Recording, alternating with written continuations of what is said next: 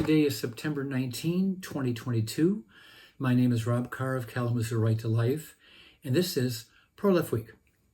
Well, last week on The View, the TV program The View, Stacey Abrams was a guest.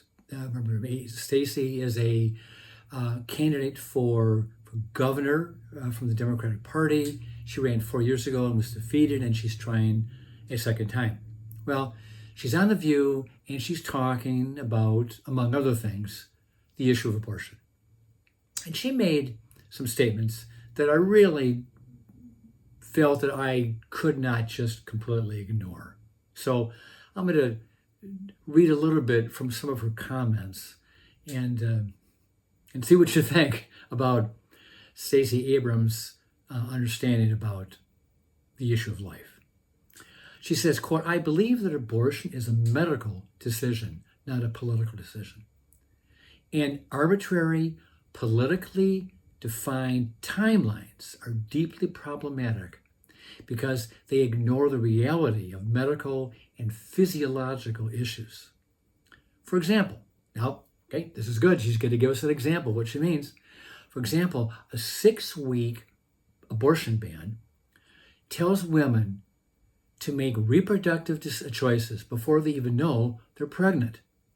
And that arbitrariness extends into these artificial timelines.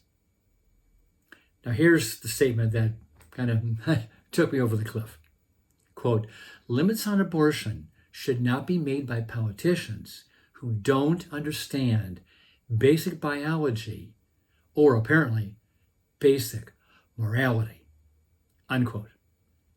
So she backs a wallop here in that last statement about basic biology and basic morality. So she talks about arbitrary timelines, like viability.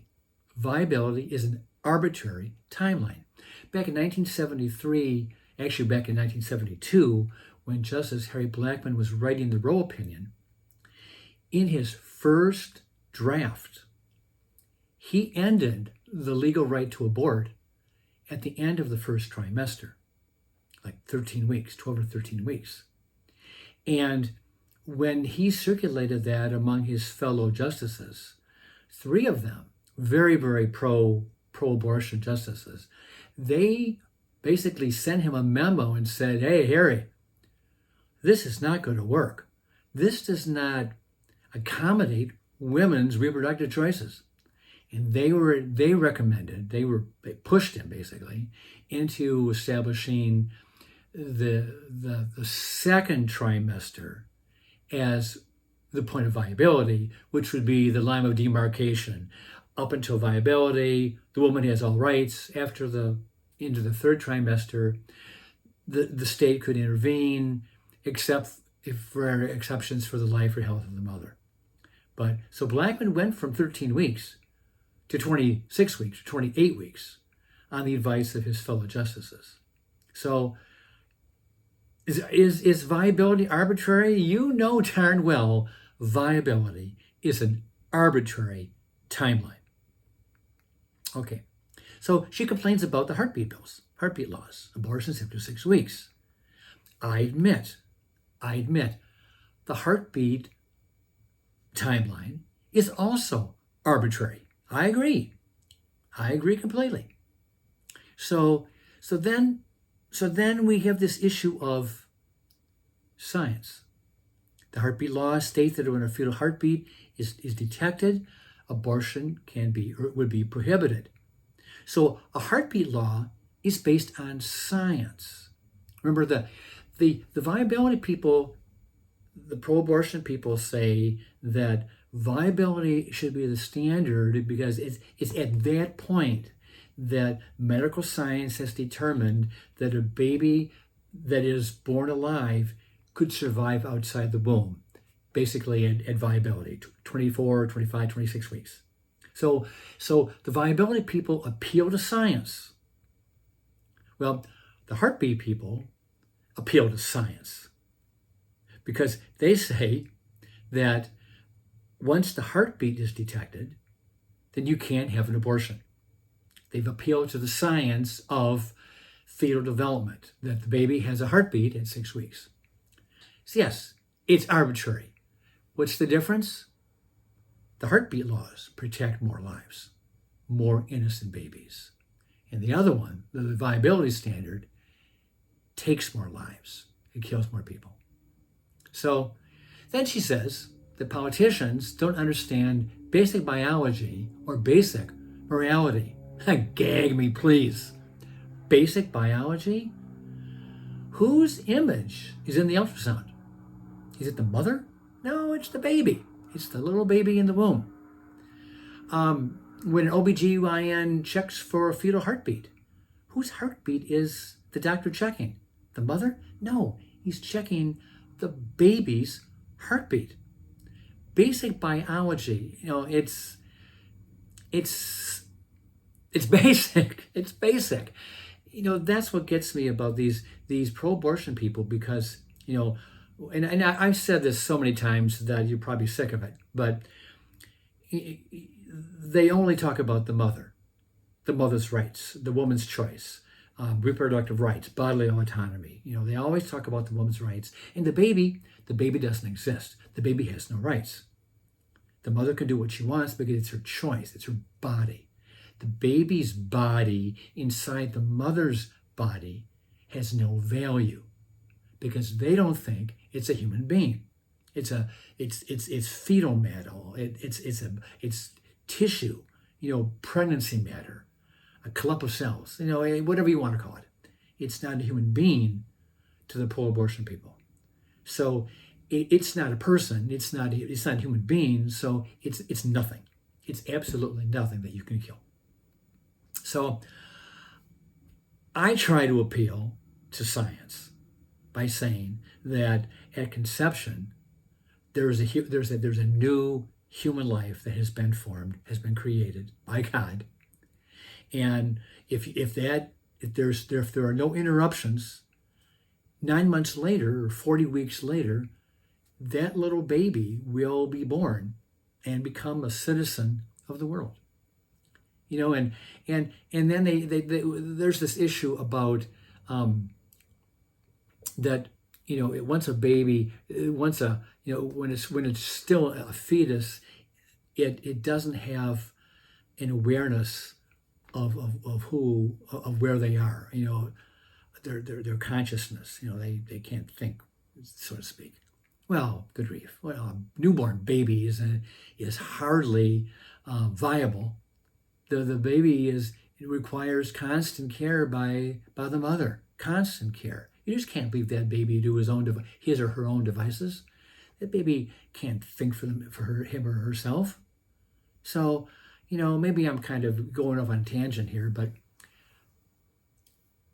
the whole issue is, where's the science?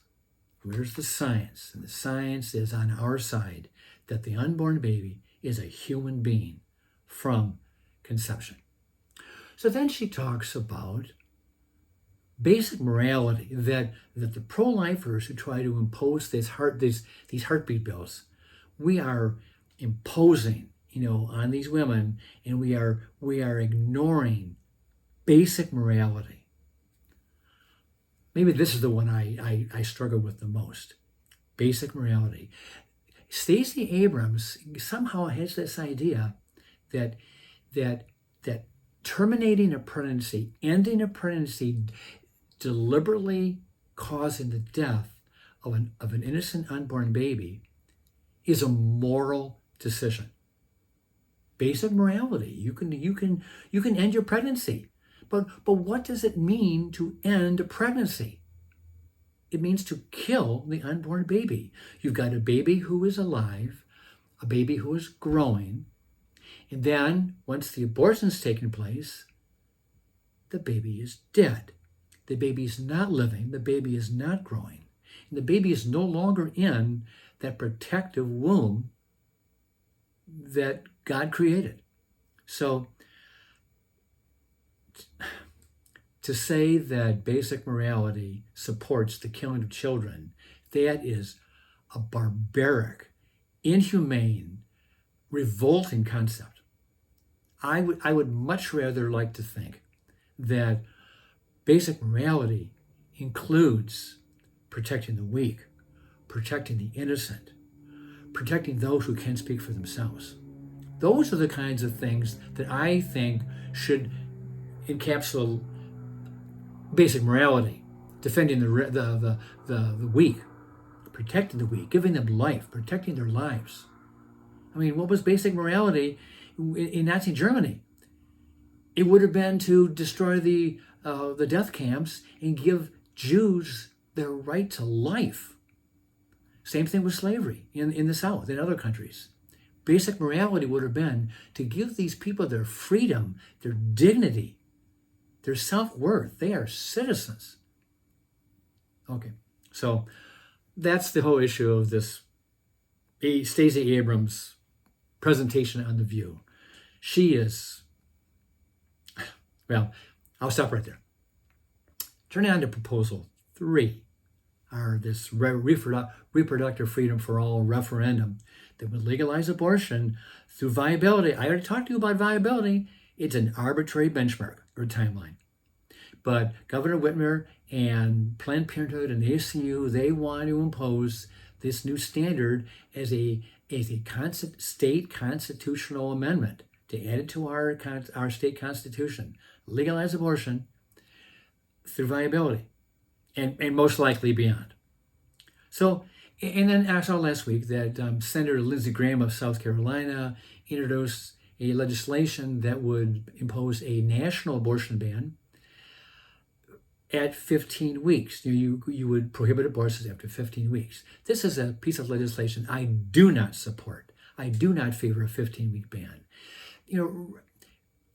90% of all abortions are performed before the 13th week or by the 13th week of pregnancy. So if you have 800,000 annual abortions, if Lindsey Graham's legislation became law, 720,000 of those 800,000 babies would still be aborted. And that is not helping the unborn child when you're only saving 10% and allowing the other 90 to be killed.